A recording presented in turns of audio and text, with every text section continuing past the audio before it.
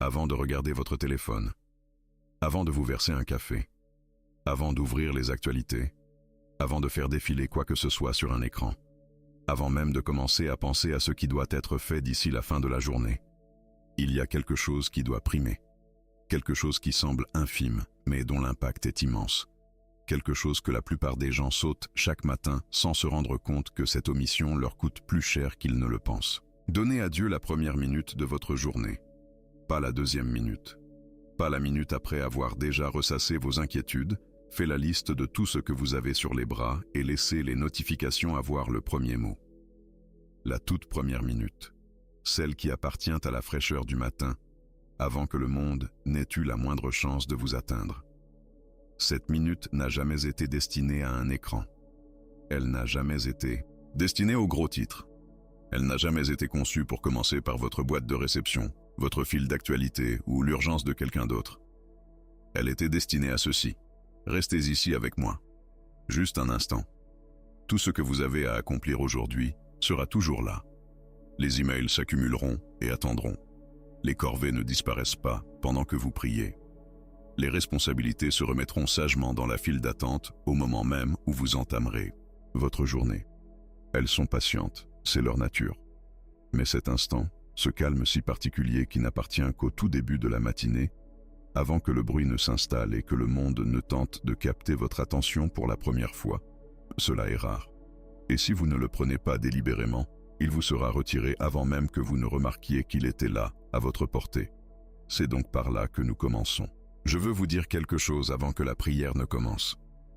Quelque chose que je crois profondément vrai quant à la raison pour laquelle vous êtes ici ce matin, et pas ailleurs. Ce n'était pas un hasard. Vous n'êtes pas tombé là-dessus par pur accident. Quelque chose en vous, quelque chose de plus profond que l'habitude, de plus silencieux que la logique, de plus persistant que les circonstances, vous a attiré vers ceci. Si vous êtes honnête avec vous-même, cela fait un moment que ce quelque chose vous interpelle. C'est la partie de vous qui sait qu'il existe une meilleure façon de commencer sa journée que celle de la plupart des gens. La partie qui a goûté à ce que l'on ressent lorsque l'on commence une matinée véritablement ancrée en Dieu, et qui sait, sans pouvoir l'expliquer pleinement à qui que ce soit, la différence que cela fait sur tout ce qui suit. Ou la partie qui n'a jamais tout à fait trouvé cela, mais qui cherche, en quête de quelque chose, sans toujours avoir su que l'objet de cette quête était en réalité ceci. Dieu, en premier, au début de la journée, avant toute autre chose. Quoi qu'il en soit, vous êtes ici, et c'est exactement là qu'il faut être en ce moment. Parce que la première minute de votre matinée n'est pas une chose insignifiante ou fortuite. C'est le pivot autour duquel s'articule toute la journée. L'orientation de ce premier instant détermine l'orientation de tout ce qui s'ensuit. Lorsque vous commencez dans la peur, le reste de la journée est filtré par la peur. Lorsque vous commencez dans la précipitation, cette hâte se répercute sur chaque heure qui suit. Lorsque vous commencez avec l'esprit déjà rempli d'inquiétude, à chercher des solutions aux problèmes et à penser à tout ce qui ne va pas, qui est inachevé ou menaçant, l'inquiétude devient la couleur de la journée. Elle teinte chaque chose. Vous percevez chaque situation à travers ce prisme. Mais lorsque vous commencez en Dieu, lorsque vous vous tournez vers lui avant que quoi que ce soit d'autre n'ait capté votre attention, lorsque vous lui tendez vos mains ouvertes et vides avant qu'elles ne soient remplies par tout ce que la journée s'apprête à y déposer, quelque chose bascule, quelque chose s'apaise, quelque chose, au plus profond de vous, sait que vous n'affronterez pas cette journée seule. Et ce savoir, cette certitude paisible que vous êtes, accompagné, que Dieu est réellement présent et impliqué, qu'il vous précède et marche à vos côtés, cela change tout. Cela change la façon dont vous gérez ce moment qui vous aurait d'ordinaire déstabilisé. Cela change la manière dont vous parlez à cette personne qui sait exactement comment mettre votre patience à l'épreuve. Cela change la façon dont vous affrontez ce que vous redoutiez. Cela change votre capacité à faire face et ce que vous êtes finalement prêt à relâcher. Cela change la version de vous-même que les personnes de votre entourage vont rencontrer aujourd'hui. Voilà ce que vaut la première minute. Ce n'est pas rien. Ce n'est pas juste un ajout sympathique à votre routine matinale. C'est tout. La première minute peut définir le cap de la journée tout entière, Et il y a une chose à propos de cette première minute qui, je crois, est trop souvent négligée.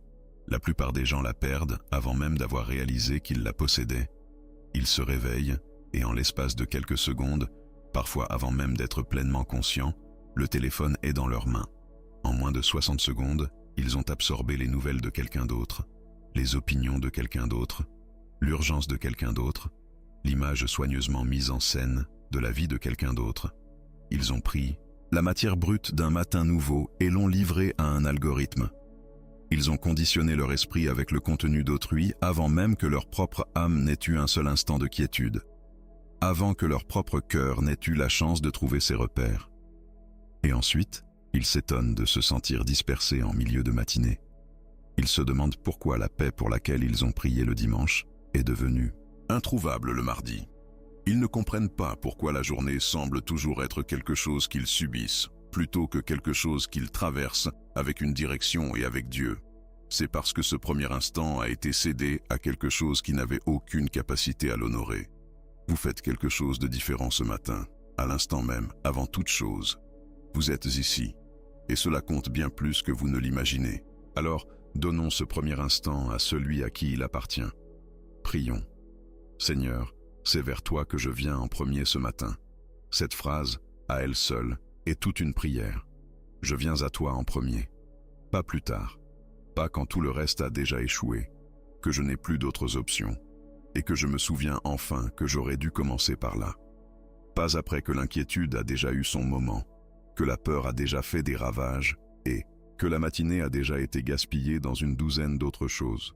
Je viens à toi en premier, avant que la journée ne me touche, avant que le monde ne réclame mon attention pour la première fois, avant que mon esprit n'achève l'inventaire de tout ce qui doit se passer d'ici ce soir, avant que mon corps ne soit totalement réveillé et ne se souvienne de tout ce qui lui fait mal.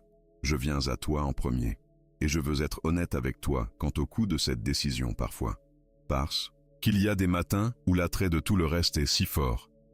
Il y a des matins où j'ouvre les yeux et le poids de la journée est déjà là, oppressant ma poitrine, et mon instinct n'est pas de prier. Mon instinct est de saisir quelque chose qui m'aidera à le gérer. Un écran, un plan, une tasse d'une boisson chaude et une routine familière. Quelque chose pour me donner l'impression de maîtriser la situation avant que la journée ne commence à me tirer dans toutes les directions. Il y a des matins où me tourner d'abord vers toi donne l'impression de nager à contre-courant. Mais je fais ce choix ce matin, de manière délibérée, intentionnellement, avec tout ce que j'ai ce matin, avec la foi qui m'est accessible en cet instant, avec ce qu'il y a dans mon cœur aujourd'hui, la gratitude et la peur, l'espoir et l'épuisement, les questions et l'amour, je te choisis en premier. Et je crois que chaque fois que je fais ce choix, même quand l'envie n'y est, pas, même quand je le fais par un simple acte de volonté, même quand je suis à moitié endormi et que mes mots trébuchent, il se passe quelque chose de vrai. Quelque chose se construit en moi par le simple fait de me présenter ici. Quelque chose se fortifie là où réside véritablement la foi. Quelque chose m'est donné que je ne pourrais obtenir d'aucune autre source. Alors me voici, avec tout ce que j'ai, tout ce que je suis et tout ce dont j'ai besoin. Je l'apporte ici, à toi. En premier, merci pour ce matin. Je ne veux pas passer rapidement là-dessus. Merci pour le souffle qui a animé ma poitrine tout au long de la nuit dernière, pendant que je dormais, que j'étais complètement vulnérable et absolument incapable de prendre soin de moi-même. Tu m'as soutenu pendant la nuit. Tu as maintenu les battements de mon cœur à chaque heure d'obscurité, alors que j'étais inconscient, alors que je ne faisais rien pour contribuer à ma propre survie. Tu as veillé sur moi. Et je me suis réveillé. Je me suis réveillé ce matin grâce à ta grâce, et non grâce à ma propre gestion de la vie. Ce n'est pas rien, et je ne veux pas le traiter comme si c'était une évidence ou quelque chose d'automatique. Chaque matin est un cadeau, celui-ci y compris. Merci pour cette journée, avant même de savoir ce qu'elle réserve.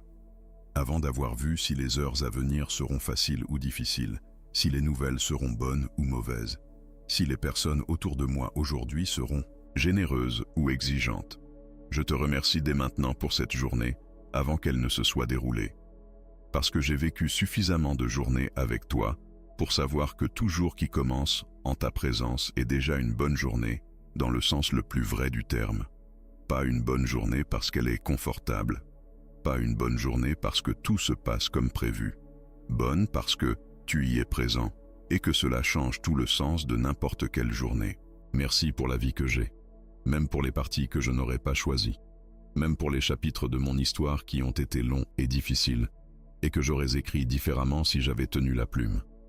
Merci pour l'endroit où je me trouve en ce moment, pas seulement d'un point de vue géographique, pas seulement au niveau des circonstances, mais dans un sens profond et spirituel. Je suis toujours là, ma foi est toujours là. Même lors des saisons où ces deux choses ont été diminuées, malmenées et plus infimes que je ne l'aurais souhaité, quelque chose en moi tendait encore vers toi, et tu as toujours été là lorsque je tendais la main. Merci pour cette constance, cette fidélité, cette présence ininterrompue de ton côté, même lorsque, de mon côté, la relation était irrégulière, inconstante et imparfaite. Merci pour les personnes qui font partie de ma vie, celles que je vois tous les jours et celles qui me manquent, celles qui sont faciles à aimer et celles qui exigent de moi plus d'efforts que les autres, celles qui sont restées malgré tout, à travers mes pires moments, à travers les saisons difficiles, à travers ces périodes où je n'étais pas particulièrement facile à vivre ou à aimer, et qui sont encore là. Ce matin, je ne considère pas leur présence comme un dû. Celles qui sont venues pour une saison puis sont reparties, mais qui ont laissé en moi quelque chose dont je tire encore des leçons aujourd'hui. Celles qui m'ont montré à quoi ressemble la fidélité en m'étant fidèle lorsque cela leur coûtait cher. Celles qui m'ont révélé ce dont j'étais capable en ayant besoin de choses de ma part dont j'ignorais même disposer. Merci pour les petites choses. L'eau chaude le matin, la nourriture dans le réfrigérateur, un toit au-dessus de ma tête, le fait de savoir d'où proviendront mes repas d'aujourd'hui. Ce ne sont pas de petites choses. Il y a des gens dans ce monde pour qui rien de tout cela n'est garanti. Et je ne veux pas être de ceux qui oublient d'être reconnaissants pour l'essentiel, sous prétexte que cela a été essentiel pendant si longtemps. Ce sont des cadeaux. Chacun d'eux est un don d'un Dieu qui pourvoit. Merci. Merci pour ta parole. Dans un monde où tout bouge, tout change et où tout ce qui semblait permanent s'avère temporaire, merci de ce que ta parole est la même ce matin qu'elle l'était lorsqu'elle a été rédigée pour la première fois. Merci de ce que les promesses qu'elle contient demeurent des promesses, que l'amour qu'elle décrit est toujours réel et agissant, que la vérité qu'elle renferme tient toujours, même lorsque tout autour de moi est sans cesse remis en question. Ta parole est une encre. Ce matin, j'y suis ancré.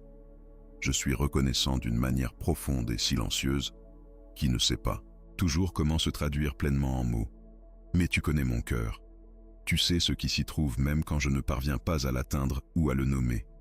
Et ce matin, je t'offre la gratitude que je parviens à formuler, confiant que tu vois et que tu reçois la gratitude que je ne peux pas tout à fait articuler.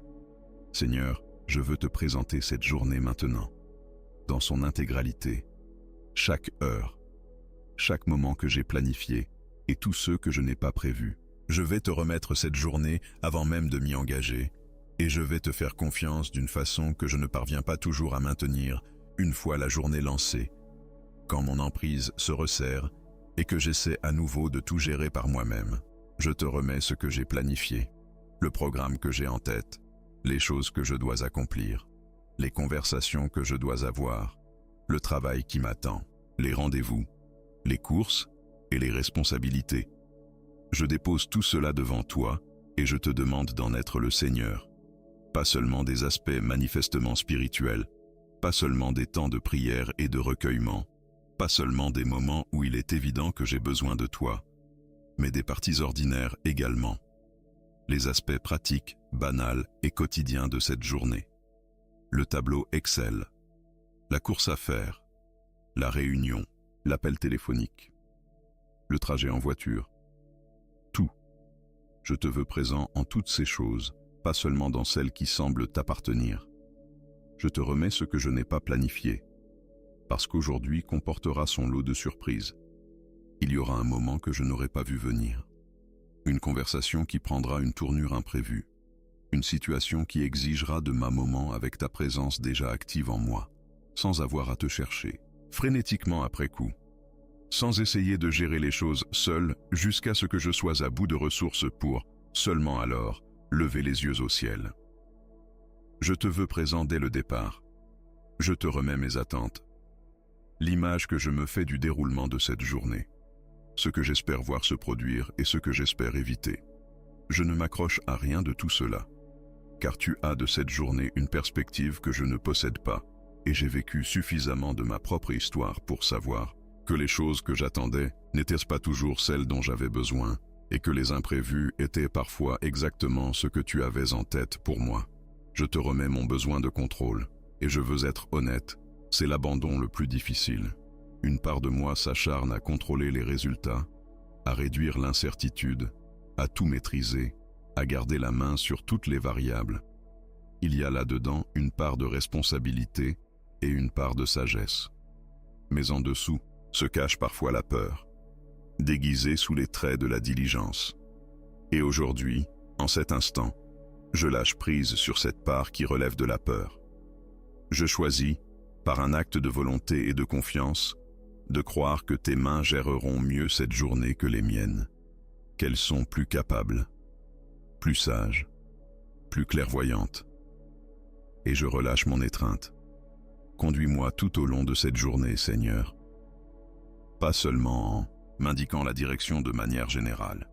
Conduis-moi, pas à pas, instant après instant. Quand la prochaine bonne décision est claire, aide-moi à la voir. Quand je dois attendre avant d'agir, aide-moi à le faire sans ressentiment ni impatience.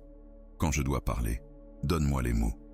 Quand je dois rester immobile, apaise cette part agitée en moi qui veut toujours être en train de faire quelque chose. Je n'ai pas besoin de connaître toute la route. J'ai seulement besoin de connaître le prochain pas et je te fais confiance pour me le montrer. Et tandis que tu me conduis aujourd'hui, fais de moi une personne qui vaille la peine d'avoir été croisée par ceux que je rencontrerai.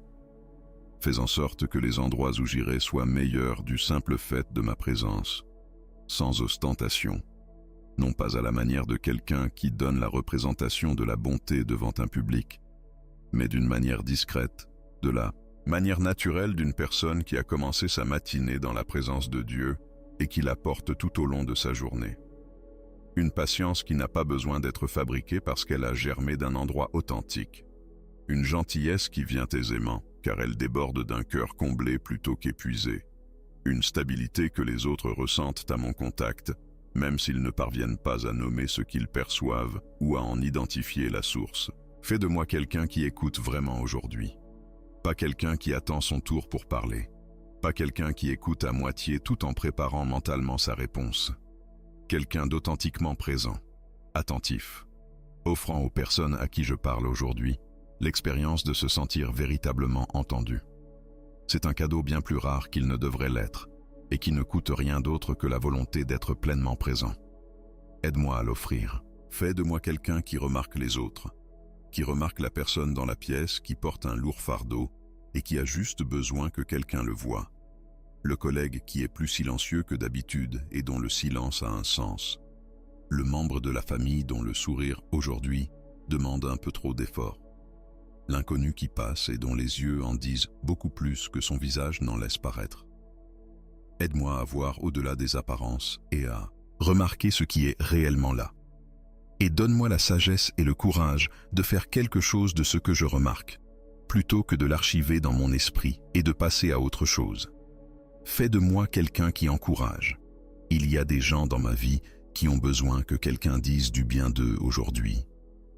Qu'on leur dise cette chose vraie, bonne et spécifique à leur sujet, qu'il est facile de passer sous silence, parce qu'elle semble insignifiante, superflue ou gênante. Ce n'est pas insignifiant.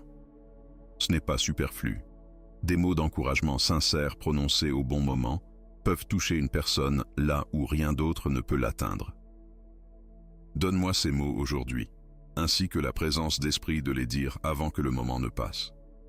Maintenant, Seigneur, je veux prier avec précision, parce que je crois que tu es un Dieu qui se soucie de personnes précises dans des situations précises, avec des besoins précis Et je ne veux pas rester dans les généralités alors que ce que portent les personnes associées à cette prière est réel, particulier et pesant. Il y a une pression financière dans certains de ces foyers ce matin, une vraie pression. Pas le léger inconfort de vouloir plus que ce que l'on possède, mais l'autre forme, bien plus dure, celle où les comptes n'y sont pas. Peu importe combien de fois on refait les calculs. Celle où l'écart entre ce qui y entre et ce qui sort est devenu une source de véritable angoisse. Où une facture arrivant par la poste provoque une décharge de peur dans la poitrine. Où il y a un besoin réel mais aucune solution évidente. Et où le poids constant de cette incertitude est épuisant, d'une manière que ceux qui ne la vivent pas ne peuvent pas tout à fait comprendre. Seigneur, j'apporte cela dans cette prière, non pas pour donner à l'anxiété plus de place qu'elle n'en a déjà, non pas pour ressasser le problème en détail, mais pour l'exposer simplement devant toi et déclarer ce que je choisis de croire, même lorsque les chiffres refusent de coopérer avec ma foi. Tu es celui qui pourvoit. Ce n'est ni un espoir ni une possibilité, c'est qui tu es. Ce dont nous avons besoin pour cette saison t'est connu. La provision n'est pas absente, elle est en chemin, même lorsque nous ne pouvons pas voir d'où elle viendra. La solution inattendue, la ressource inespérée, la porte qui s'ouvre là où personne ne regardait, la personne qui intervient exactement au bon moment avec exactement ce qu'il fallait. Tu l'as déjà fait, tu le fais, tu es le Dieu qui pourvoit, et cette réalité est toujours vraie ce matin. Je te demande de devancer ce besoin financier. Je te demande d'ouvrir ce qui doit être ouvert et de fermer ce qui doit l'être. Je te demande de donner la sagesse pour les décisions qui doivent être prises. Quelles démarches entreprendre, quelles offres poursuivre, quelles choses laisser aller. Je te demande de multiplier ce qui est là. Et je te demande d'agir sur la peur qui s'enroule autour de cette pression financière. Car cette peur est bien souvent pire que la situation elle-même, qu'elle dessert son étreinte, que la personne qui la porte la dépose ce matin, qu'elle aborde cette journée sans ce poids sur la poitrine. Non pas parce que la situation est déjà résolue, mais parce qu'elle a décidé de faire confiance au Dieu qui n'a jamais laissé un besoin authentique inassouvi pour quiconque se confie en lui. Il y a de la souffrance physique dans certaines de ces vies ce matin, des problèmes de santé qui vivent en toile de fond du quotidien de quelqu'un depuis des semaines, des mois ou même plus. Des diagnostics qui sont tombés et ont changé les perspectives d'avenir. Des corps qui ne coopèrent plus comme avant. Des douleurs devenues si familières qu'elles semblent s'être installées à demeure dans une vie qui aimerait tant les voir partir. Une fatigue qu'aucune quantité de sommeil ne semble pouvoir dissiper. Quelque chose que le médecin surveille de près. Quelque chose pour lequel la famille prie en silence, sans jamais s'en parler ouvertement. Seigneur, je demande la guérison. Une guérison spécifique, réelle, corporelle. Je te demande de poser ta main sur les poumons qui luttent trop pour accomplir ce qui devrait être naturel, sur le cœur sous pression, sur le sang qui transporte ce qu'il ne devrait pas transporter, sur les os qui font mal dans le froid, qui font mal dans la chaleur et qui font simplement mal, sur les nerfs qui envoient de mauvais signaux, sur les cellules qui ont mal tourné et les systèmes qui sont déséquilibrés, sur les articulations, les muscles, les organes, les zones de douleur et de dysfonctionnement spécifiques, identifiées et particulières dans les corps même des personnes précises qui prient en ce moment. Tu as façonné ces corps. Tu en connais les moindres parcelles. Tu sais ce qui ne va pas avant même qu'un scanner ne puisse l'identifier, et tu sais comment remédier au mal de manière qu'aucun instrument ne peut égaler. Je te demande de faire ce que toi seul peux faire, les guérisons que la médecine n'a pas pu accomplir, les rétablissements qui surprennent l'équipe médicale, les résultats d'examen qui reviennent différents de ce que tout le monde attendait. C'est ce que je te demande. Je te prie pour la personne qui se trouve dans une chambre d'hôpital en ce moment, dans un lit qui n'est pas le sien, entourée d'équipements dont elle ne pensait pas avoir besoin. Face à une réalité qu'elle essaie encore d'assimiler et d'intégrer. Elle essaie d'être courageuse parce que ceux qui l'aiment ont besoin qu'elle le soit. Et sous ce courage, dans le silence entre les rondes de l'infirmière, les visites de la famille et les heures de solitude, elle se demande si tu es toujours là. Tu es là, tu es dans cette chambre en ce moment même, plus proche que le moniteur à côté du lit, plus proche que l'infirmière qui passe toutes les heures, plus proche que ce membre de la famille assis sur la chaise de chevet, un livre ouvert sur les genoux, le regard perdu ailleurs. Tu es là. Tu ne t'es pas mis en retrait de cette situation parce qu'elle est difficile ou parce que l'issue est incertaine. Tu es activement présent dans cette pièce et tu agis, même lorsque ton œuvre est invisible. Même lorsque rien ne semble changer, quelque chose change. Tu es un Dieu qui guérit, et cette réalité n'a pas changé ce matin. Donne à ces patients de l'endurance. Donne-leur du courage pour la prochaine intervention, la prochaine série de traitements, la prochaine conversation difficile avec un médecin. Donne de la clarté et de la sagesse aux équipes médicales qui les soignent. Que les médecins remarquent ce qui doit être remarqué. Que les traitements accomplissent ce pourquoi ils sont conçus. Que le corps réponde au-delà de toute attente. Et que règne dans ces chambres une paix inexplicable. Une paix que les visiteurs remarquent parce qu'ils la ressentent sans savoir d'où elle vient. Je te prie pour ceux qui gèrent une maladie chronique. Quelque chose qui façonne leur vie depuis des années maintenant et qui ne va pas se résoudre de sitôt. Quelque chose avec quoi ils ont dû apprendre à cohabiter et cet apprentissage leur a coûté cher. Donne-leur la grâce propre aux longues saisons. Non pas la grâce d'un sprint, mais la grâce d'un marathon. Qu'ils puissent trouver une joie authentique au sein même de leurs limites. Qu'ils ne se définissent pas par ce que leur corps ne peut plus faire. Qu'ils sachent et qu'ils ressentent, plutôt que de le croire seulement en théorie, que leur vie aujourd'hui, exactement telle qu'elle est, a une valeur et un sens absolu, et qu'elle est pleinement aimée de toi. Je te prie pour les personnes dans l'attente de résultats, assises avec cette ignorance qui possède son propre poids, parfois bien plus lourd que ne le serait la vérité. Les rendez-vous qui s'enchaînent, les examens dont les résultats ne sont pas encore revenus, les scanners qui ont été interprétés mais pas encore expliqués, la salle d'attente de l'incertitude, où certains passent des mois. Soutiens-les dans cette attente. Garde leur paix intacte. Et quand les réponses arriveront, qu'elles viennent avec clarté, avec une voie à suivre et avec ta présence à chaque étape de ce que ce chemin exigera. Seigneur, guéris les cœurs. Le cœur peut être malade de manière qui n'apparaissent sur aucun examen. Il y a des gens qui prient en ce moment dont le cœur est véritablement brisé. Pas de façon poétique, véritablement et littéralement brisé, par une perte qu'ils n'avaient pas vue venir, par une trahison qu'ils ne méritaient pas, par un deuil qu'ils portent encore bien après que le reste du monde a tourné la page, s'attendant à ce qu'ils en fassent autant, par une déception si profonde et si intime qu'elle a changé leur vision de la vie et qu'ils ne savent plus comment redevenir la personne qu'ils étaient avant. Guéris ces cœurs, doucement et complètement, pas de façon superficielle, en masquant quelque chose qui continue de s'infecter en dessous, en profondeur, en allant jusqu'à la source de la blessure pour y accomplir ton œuvre. Donne à ces cœurs la permission de faire pleinement leur deuil, car un chagrin escamoté ou refoulé ne disparaît pas, il devient souterrain et cause des dégâts invisibles. Que le chagrin soit ressenti pleinement pour pouvoir être relâché pleinement. Puis donne le courage de guérir. Car guérir d'une vraie blessure demande du courage. Cela exige la volonté de laisser les murs s'abaisser lentement, d'essayer de faire confiance à nouveau, de laisser l'espoir revenir alors que c'est précisément l'espoir qui avait été blessé la dernière fois. Change le deuil en allégresse. Je demande l'accomplissement littéral de cette promesse dans les cœurs précis des personnes qui prient en ce moment. Prends le chagrin particulier qui pèse sur les cœurs parmi nous et amorce cette transformation.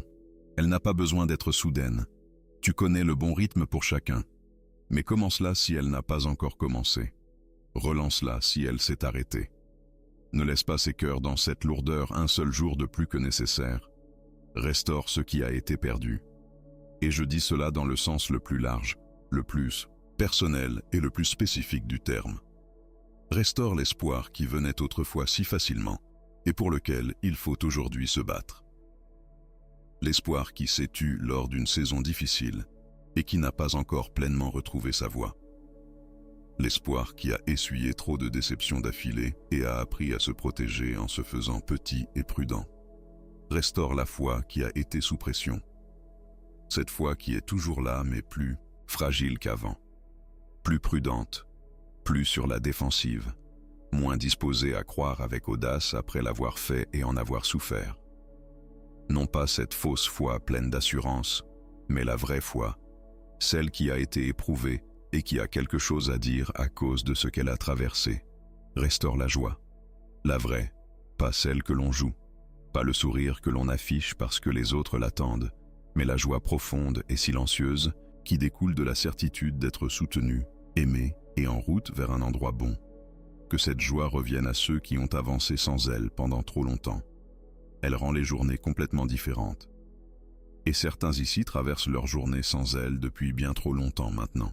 Restaure le sens du but, car c'est le but qui donne un sens à l'ordinaire. Sans lui, les journées ne sont que de la maintenance.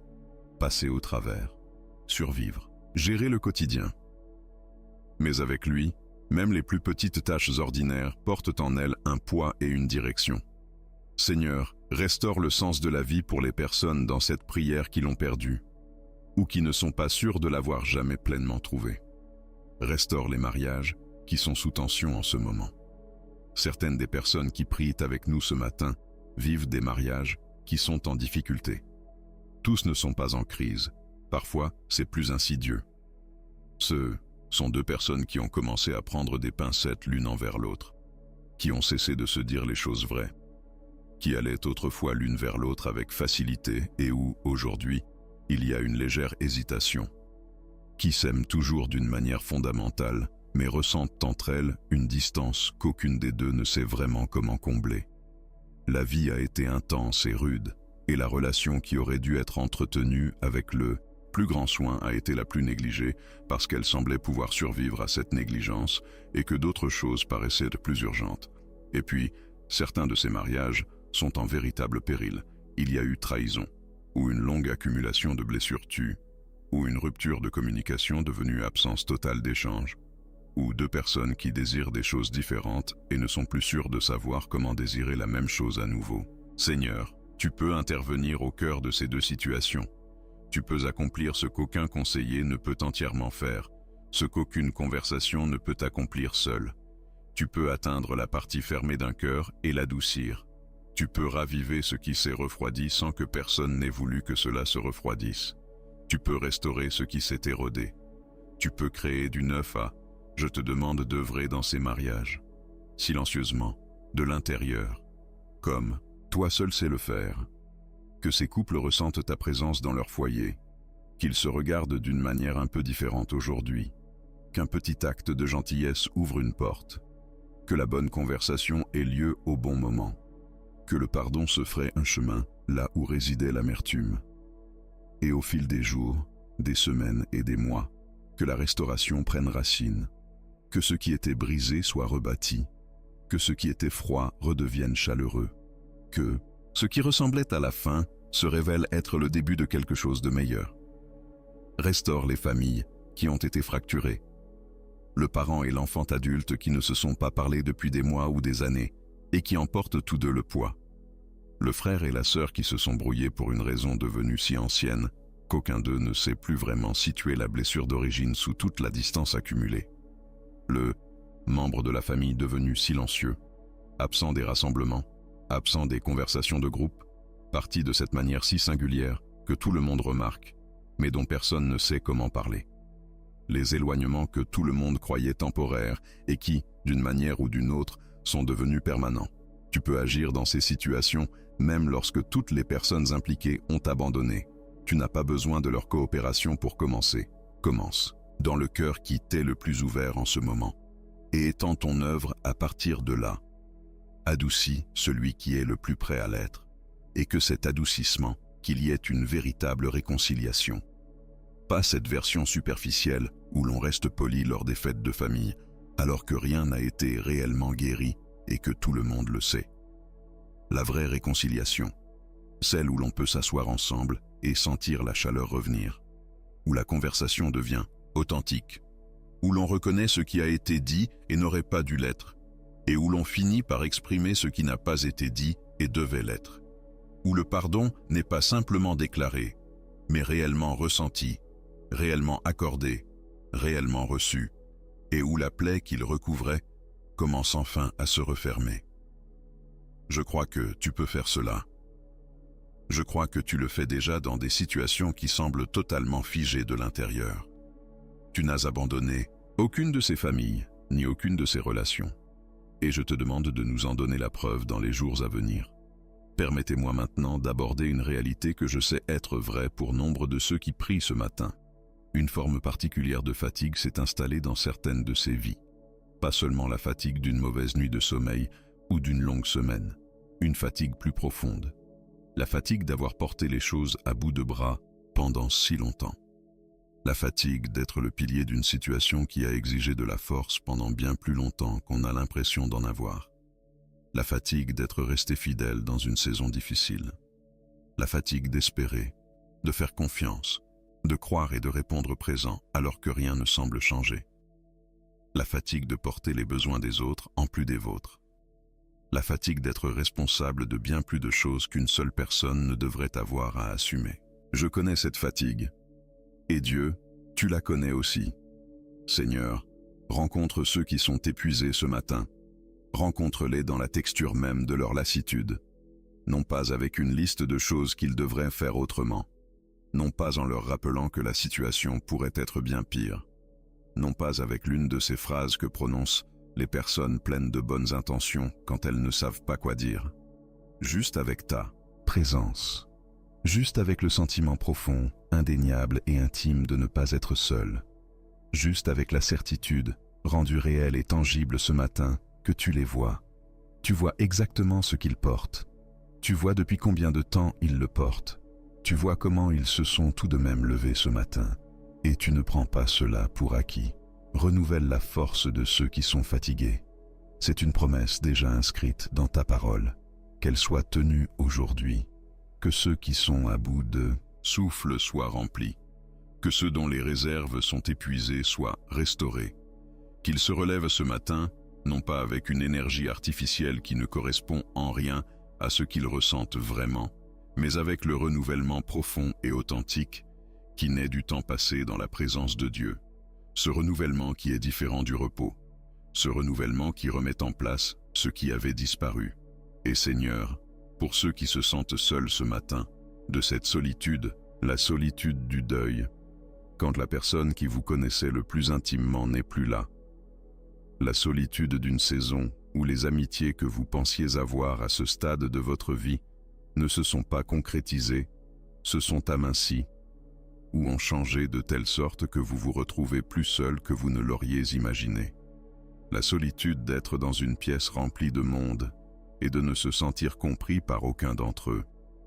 La solitude qui vient du fait de porter quelque chose en secret, une épreuve, une inquiétude, un pan de votre histoire, que vous ne vous sentez pas en sécurité de partager avec qui que ce soit dans votre vie. Rencontre ceux qui sont seuls, Seigneur. Pas plus tard. Aujourd'hui, que quelque chose dans cette prière matinale soit une rencontre avec ta compagnie réelle et présente, qu'ils ressentent, de la façon dont ils sont capables de le recevoir, qu'ils ne sont pas seuls, pas au sens figuré, pas comme une simple phrase de réconfort, mais comme la réalité concrète et actuelle que cela représente. Tu es ici, tu connais leur nom, tu sais exactement ce que ce matin représente pour eux, et tu n'es pas loin d'eux, et en ton temps, envoie des personnes, les bonnes personnes, pas n'importe qui, mais la personne qui les voit vraiment, l'amitié qui dépasse la surface, la communauté à laquelle ils appartiennent réellement, où l'appartenance est vraie et non jouée. Tu as déjà fait cela pour d'autres dans la même situation. Fais-le à nouveau pour ceux qui en ont besoin en ce moment. Permettez-moi maintenant de déclarer des choses que je crois et que les personnes qui prient avec moi ont besoin d'entendre à voix haute ce matin. Nous déclarons qu'aujourd'hui est une bonne journée. Nous le déclarons avant d'avoir vu comment elle se déroulera, avant que n'arrive la première épreuve, avant ce premier moment où la foi qui nous semble si claire, à l'instant sera mise à l'épreuve par une réalité concrète. Nous le déclarons maintenant, alors que le matin est encore nouveau et que la journée est un champ des possibles. Aujourd'hui est une bonne journée, non pas parce que tout se passera exactement comme nous le voulons, mais parce que Dieu y est présent. Et quand Dieu est présent et actif dans une journée, même les moments difficiles ont une utilité. Même les détours imprévus mènent quelque part. Nous déclarons que nous n'entamons pas cette journée sans compagnie, Une protection repose sur nous, que nous n'y avons pas mise, et que rien de ce que la journée apportera ne pourra retirer. Chaque pièce dans laquelle nous entrerons aujourd'hui a déjà été visitée par un Dieu qui nous précède. Chaque conversation difficile aujourd'hui bénéficie de la présence d'un consolateur que nous n'avons pas fait venir nous-mêmes. Chaque défi a déjà été vu par le Dieu qui connaît la fin dès le commencement et qui y a déjà pourvu. Nous n'avançons pas seuls, nous n'avons jamais avancé seuls. Nous le déclarons ce matin pour que le reste de la journée le sache. Nous déclarons que la provision est déjà en chemin, pour les besoins que nous connaissons et pour ceux que nous n'avons pas encore identifiés. La provision n'est pas absente. Elle arrive. Ce qui est nécessaire pour cette saison et pour cette étape vient déjà vers nous. Nous la recevons par la foi avant même son arrivée, avec la certitude de ceux qui ont déjà vu ce Dieu pourvoir par le passé et qui savent qu'il ne s'arrêtera pas maintenant. Nous déclarons que la guérison est en cours, dans les corps, dans les esprits, dans les cœurs, dans les relations, dans les situations qui semblent inchangées à l'œil humain, sous la surface, à ce niveau où Dieu opère et où les outils humains ne peuvent le suivre. La guérison est en cours, pas en pause, pas retardée indéfiniment, en train de s'accomplir, en ce moment même, dans ces endroits précis que nous avons présentés à Dieu ce matin. Nous croyons que ce n'est pas la fin de l'histoire. Les chapitres les plus durs ne sont pas les chapitres finaux. Les hivers les plus longs ne sont pas la dernière saison. Il y a plus encore. Il y a un lendemain.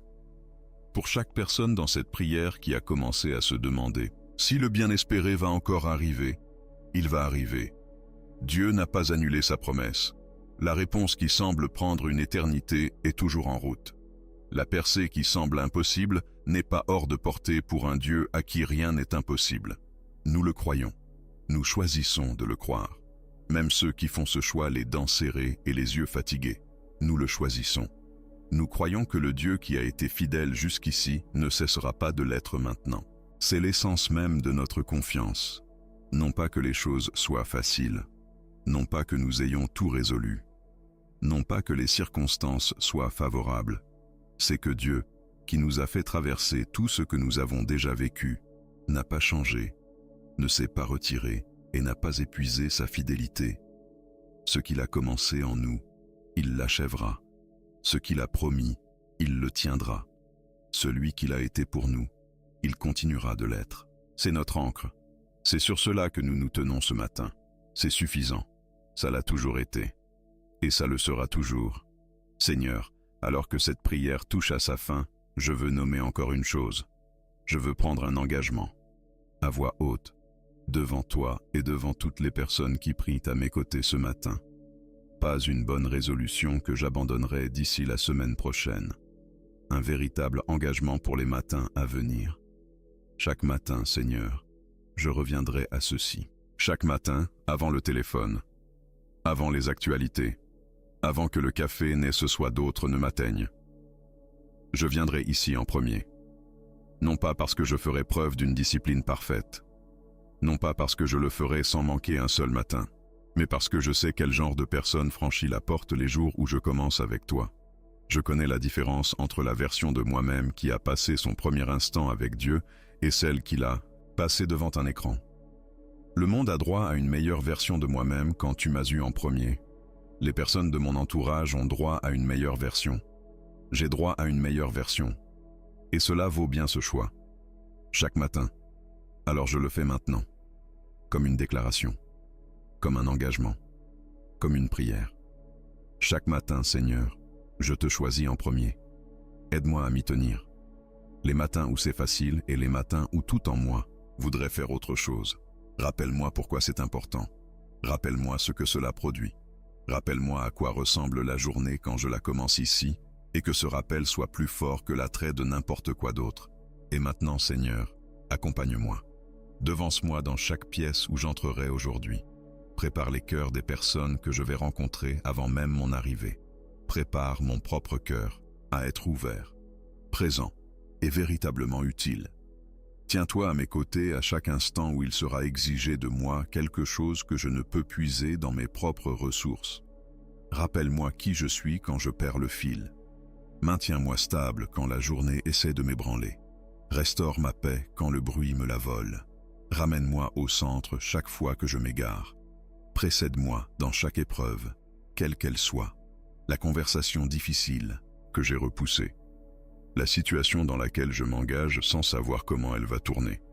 Le moment où la foi que j'ai déclarée ce matin sera mise à l'épreuve par du réel et du concret. Sois-y en premier. Sois-y déjà. Sois là, au beau milieu de tout ça. Et sois là quand ce sera fini et que j'aurai besoin de débriefer avec quelqu'un qui a assisté à tout cela. Que cette journée soit celle pour laquelle elle a été conçue. Que j'y sois là, personne que je suis appelé à être. Que chaque interaction laisse une trace. Quelque chose de petit peut-être. Quelque chose qui ne se mesure pas toujours, mais quelque chose de vrai.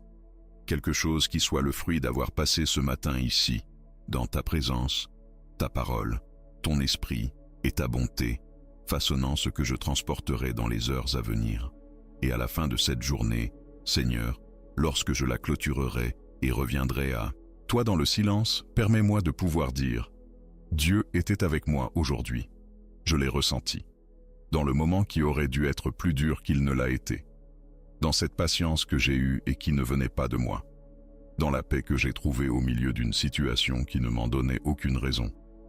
Dans cette petite joie inattendue au cours d'un après-midi banal. Dans cette conversation qui a pris une meilleure tournure que prévu. Il était avec moi aujourd'hui. Et ça a tout changé. Et c'était suffisant. Au nom de Jésus, je crois chaque mot de cette prière. Au nom de Jésus, je reçois ce qui a été déclaré sur ma vie et sur la vie des personnes qui ont prié à mes côtés ce matin. Au nom de Jésus, ce qui a été demandé est entendu et ce qui a été confié est gardé. Amen. Avant que vous ne quittiez cet instant pour retourner dans le monde, une dernière chose. Si cette prière vous a touché en profondeur ce matin, voudriez-vous faire un geste simple? Faites défiler la page et laissez un commentaire ci-dessous. Juste ces mots. Dieu en premier. 3 mots. C'est tout. Parce que cette vidéo va être trouvée par des gens qui en ont besoin. Des personnes qui tomberont dessus lors d'une matinée difficile, dans un moment de peur, dans le silence d'une voiture sur un parking avant une rude journée, dans la salle d'attente d'un hôpital où elles cherchent quelque chose à quoi se raccrocher. Et, lorsqu'elles feront défiler la page et verront votre commentaire, Dieu en premier, elles sauront qu'elles ne sont pas les seules à être passées par là. Elles sauront que d'autres personnes ont apporté un fardeau réel et une foi réelle en ce lieu et y ont trouvé quelque chose de vrai. Vous ne savez peut-être pas la matinée de qui vous allez changer avec 3 mots, mais cela pourrait arriver. Écrivez-le. Dieu en premier. Et partagez ceci avec quelqu'un qui a besoin de l'entendre.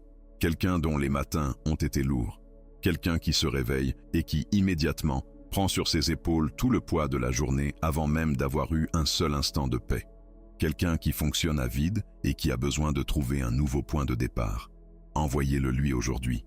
Que sa matinée commence ici demain. Maintenant, allez. Vous avez donné à Dieu le premier instant de ce matin. Il l'a reçu.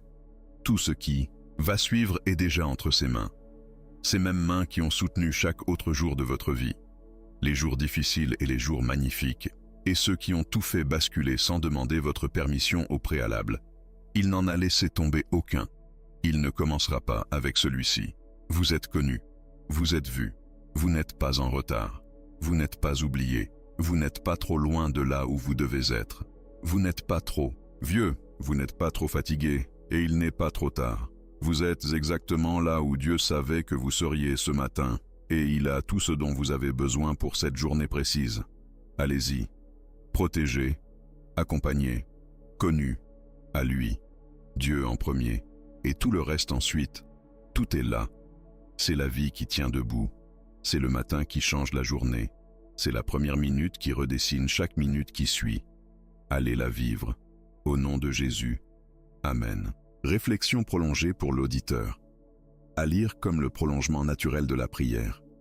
Il y a une chose que je veux que vous compreniez à propos de ce qui vient de se passer dans cette prière. Vous n'avez pas seulement écouté quelqu'un d'autre prier. Vous avez prié. Quoi que vous ayez apporté dans cette matinée, quoi qui ait pesé sur votre poitrine en ouvrant les yeux, quoi que vous ayez porté chaque jour dernièrement sans en parler à grand monde. Quel qu'ait été le fardeau particulier, la peur Dieu ce matin. Et ce n'est pas un acte neutre. Ce n'est pas une routine. C'est un événement.